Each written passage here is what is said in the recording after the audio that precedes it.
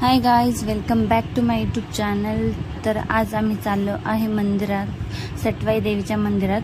तर मम्मी, सासूबाई, सोनाली आणि माझे मिस्टर आम्ही असे 5 जण चाललेलो आहोत। तर आणि ऑफकोर्स माझी 2 बाळं म्हणजे आम्ही 7 जण चाललेलो आहोत। तर खूप दिवसातनं ब्लॉग बनवते, म्हणजे मी ब्लॉग बनवलेत पण ते अजून पोस्ट नाही केले कारण मला वेळच भेटत नाही आहे। तर आज वेळ काढून हा ब्लॉग मी पोस्ट करणारच आहे। तर माझ्या मांडीवर एक बाळ आहे आणि दुसरं बाळ माझ्या मम्मीच्या मांडीवर आहे। तर दोघे झोपलेत। सकाळीच आम्ही लवकर 6:30 वाजता घरातनं निघालो होतो। 6:30 वाजता घरातनं निघून सगळं आवरून स्वयंपाक वगैरे बनवून, कारण नैवेद्य घेऊन जायचा होता। डाळ भात, मेथीची भाजी, चपाती, पापड वगैरे बनवलेलं आणि डब्बा पण सोबत घेऊन गेलो। तर आम्ही आता हिवरेतर्फे मिन्नर तिकडनं चाललो आहोत। आणि खूप हिवरेतला घाट तर खूप वळणावळणांचा होता। आम्ही चाललोय कोलतावडे देवीला। तर जाता जाता आमचं गाव, म्हणजे माझ्या मिस्टरांचं प्रॉपर गाव फुलवडे, ते जाता लागतं। तर तिथलं आमचं जे मंदिर आहे त्या मंदिरात पण आम्हाला जायचं होतं। तर आता आम्ही तिथेच पोहोचलो। आम्ही काहीतरी 7:30च्या दरम्यान आम्ही या मंदिरामध्ये पोहोचलो। हे औदुंबरेश्वराचं मंदिर, तर म्हणजे शंकराचं मंदिर आहे। खूप मोठं मंदिर आहे, मस्त मंदिर आहे आणि खूप जुनं मंदिर आहे। तर तिथे आम्ही दर्शन घेतलं आधी। आणि हे आहे मंदिर, शंकराची पिंड वगैरे। तर दर्शन घेतलं, बाळांचं माथा टेकवला, दर्शन घेतलं। आणि मी याआधी पण 2-3 वेळा या मंदिरामध्ये आलेलो आम्ही दर्शन घ्यायला। तर सोनालीची पहिलीच वेळ होती या मंदिरात यायची, तर तिने अजून पाहिलेलं नाही। तर काय म्हटलं, नंदीच्या कानामध्ये आम्ही 2 जण नाही का विष मागतोय, कानामध्ये ते विष मागितले की ते पूर्ण होते म्हणून, नाही का। तर नंदी मी पण मागितले आणि तिला पण मी सांगितलं, तिने पण मागितले, इच्छा पूर्ण होते म्हणून। असे काय बोलली, काय विष मागितले आता तिलाच विचारावं लागेल। तर अशा प्रकारे आमचं दर्शन वगैरे झालं। आणि श्री औदुंबरेश्वर व कळमजावी एंडोमेंट फुलवडे गाव भरपूर मोठं आहे। आणि मंदिराच्या बाजूलाच एक खूप मोठा विहीर आहे, तुम्हाला दिसलंच असेल तेव्हा किती मोठी, खूप मोठा गाळा आहे त्या विहिरीचा। पण विहिरीत पाणी नाही, त्यामुळे आता त्या साईडला पाण्याचा खूप प्रॉब्लेम आहे। त्यामुळं तर मी घेतले बाळांना मम्मीकडून। दर्शन वगैरे झाल्यानंतर तर आम्ही चाललोय आता रिटर्न गाडीमध्ये बसायला। तर आम्ही आता गाडीत बसलेलो आहे आणि आता आम्ही चाललेलो आहे खाली, डोंगर उतरून आता खाली आम्ही फुलवड्याचं गाव आहे ना, गावात जाणार। हे वरचं जुनं मंदिर होतं, तर खाली नवीन मंदिर पण आहे। पण आता आम्ही वरती दर्शन घेतलंय, त्यामुळे आता आम्ही हा डोंगर उतरून खाली जाणार आहे। किती मस्त दिसते, पावसाळ्यात तर खूपच छान दिसते हे सगळं। आता एकदम शेवटचा महिना आहे ना, उन्हाळा, तरी पण काही झाडे।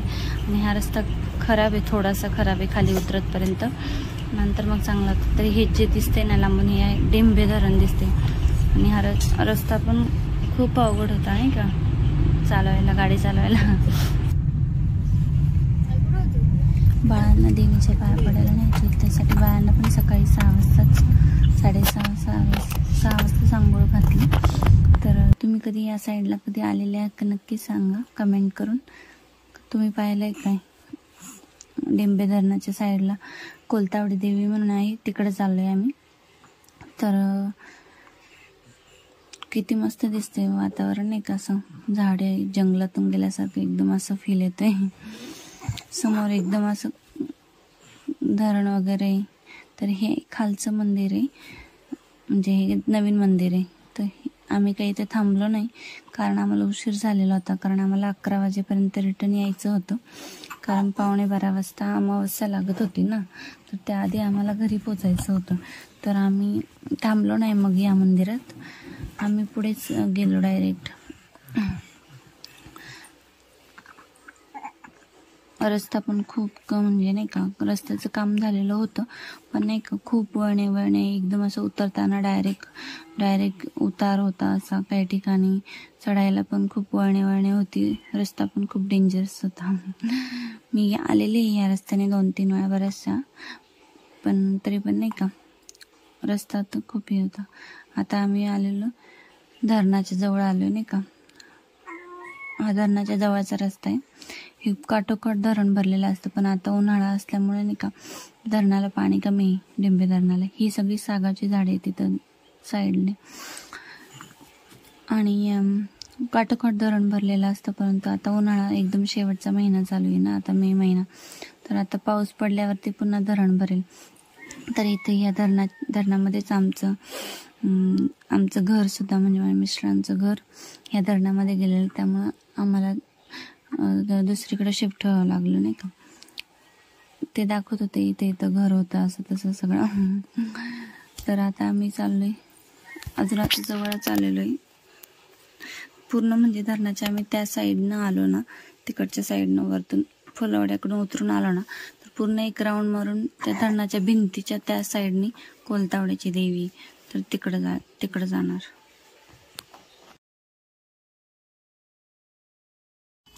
जवळजवळच आलेलो आम्ही आता, पण नाही का ॲक्च्युअल रोड सापडत नव्हतं, तर मी गुगलला टाकलं कोलतावडे देवी, तर गुगलने आम्हाला पटकनच रस्ता दाखवला. तर आता ही धरणाची बॅक साईड आहे बघा. आता जवळ चालू आहे आणि रस्ता काही एवढा सापडावा नाही लागला. माझी 2 बाळं असल्यामुळे मला ब्लॉगिंग करायला वेळ नाही भेटत आहे, पण तरी पण मी ट्राय करते, कारण मला करायचं, मला आवडते. तर प्लीज समजून घ्या, मी व्हॉइस ओव्हर करते. तर आणि आवडलं तर नक्की लाईक करा व्हिडिओ. मला माझे डेलीचे ब्लॉग बघायला आवडतील का, नक्की कमेंट करून सांगा, मी तुमच्यासाठी डेली ब्लॉग अपलोड करेल. तर अशा प्रकारे फायनली आम्ही पोहोचलेलो आहे. हे जे दिसते ते आहे मंदिर, सटवाई देवी मंदिर. तर गुगलवरती असं दाखवत होतं थोडंसं पाठीमागच नाही का, 150 मीटर पाठीमागच दाखवत होतं ना. मी बघत होते इथं कुठं मंदिर दिसत नाही, थोडंसं पुढं आल्यानंतर दिसलं मग तिथं मंदिर. तर बाळांना भूक लागली होती, म्हटलं दूध बॉटल वगैरे घेऊन जा सोबत. दूध बॉटल वगैरे आणलं. मग आधी हे नारळ सोलत होते, कारण नारळ फोडायचा होता ना. तर ही आहे मंदिराची एंट्री, जिथून आतमध्ये जायचं.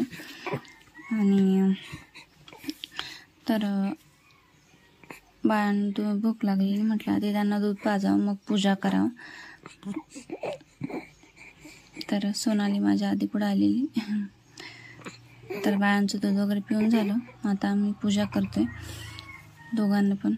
छोटू झोपला होता आणि मोठू जरा खेळतोय, तो बघत होता. तर मी मम्मीला विचारत होते कसं. तर पूजा करायला घेतली आता. तर मी पूजाच करते, तर त्यासाठी आधी दोघांचे 2 पाळणे आणलेले, तर ते पाळणे बांधायचे होते.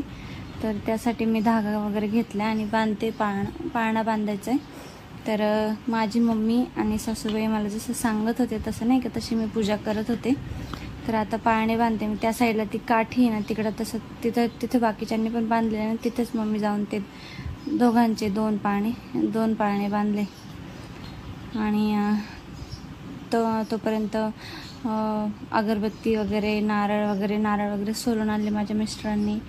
आणि दिवा वगैरे लावला, तिथं अगरबत्ती पेटवून दिवा वगैरे लावलाय. तर अशीच आम्ही पूजा करतोय. व्लॉग नक्की कंटिन्यू करा, शेवटपर्यंत बघा, तुम्हाला नक्की आवडेल आणि खरंच खूप नवीन पाहायला पण भेटेल. तर अशा प्रकारे पाळणा बांधून झालाय आता. तर आता भरायची देवीची ओटी भरायची आहे. तर आणि त्यानंतर बाळांना पण दर्शन द्यायचे असं माथा टेकून. तर आता देवीची ओटी भरण्यासाठी जे जे सामान आणले ते मी काढते. हळदी कुंकू, तांदूळ, नारळ, त्यानंतर ओटी वगैरे सगळं आणले ना. तर आणि ते बाळांचे केस जे आपण ते जावळ काढतो, ते जावळ काढलेले ते दोघांचे जावळ, त्यानंतर त्यांची नाळ कापलेली ती नाळ दोघांची, ते पण बाजूला तिथं ठेवायचं. तर ते मी काढते आधी. तर ते दोघांचं सेपरेट ठेवलेलं, तर ते काढलं. आणि याच्यात केस आहेत बाळांचे, जावळ आणि ते नाळ, तर सेपरेट तिथं बाजूला ठेवायचं. तिथं सटवायला व्हायचं असते म्हणून ते तिकडे घेऊन गेलेलो. आणि त्यानंतर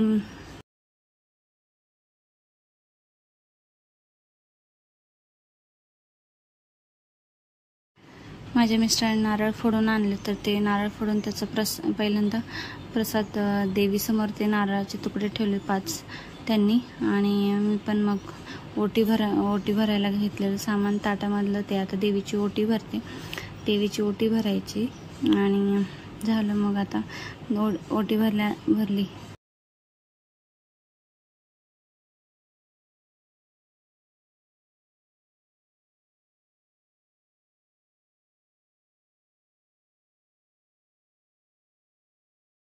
त्यानंतर आता ओटी भरून झाल्यानंतर आता दर्शन घ्यायचं.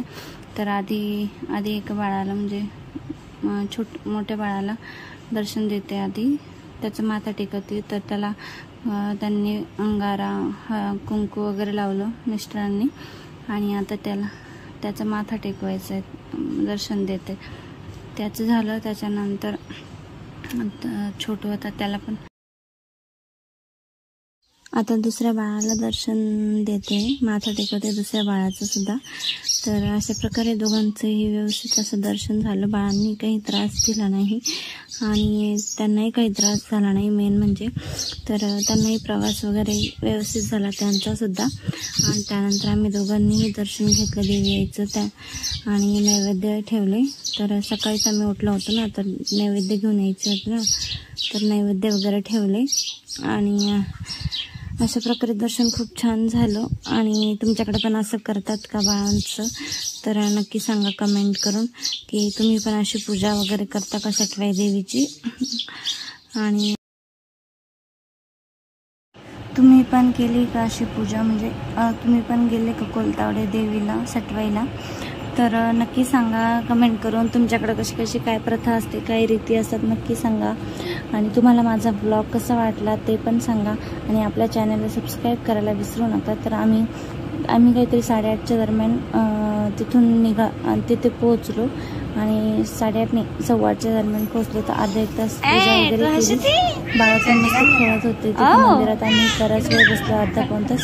त्यानंतर आम्ही तिथून निघालो आणि थोडंसं पुढे येऊन घोडेगावच्या तिथं पुढं जेवण वगैरे केलं. आम्ही घरूनच टिफिन बनवलेला होता, कारण नैवेद्य तर तसं पण बनवायचं होतं. त्यामुळं डाळ भात, मेथीची भाजी, चपाती सगळं बनवलं होतं ना. तर मग सगळं मग डब्यामध्ये घेतलं आणि तेच जेवण केलं. आणि बाहेर एवढं सकाळी जेवण मिळालं पण नसतं ना, तर नाश्ता भेटला तसं पोहे वगैरे मिसळ वगैरे.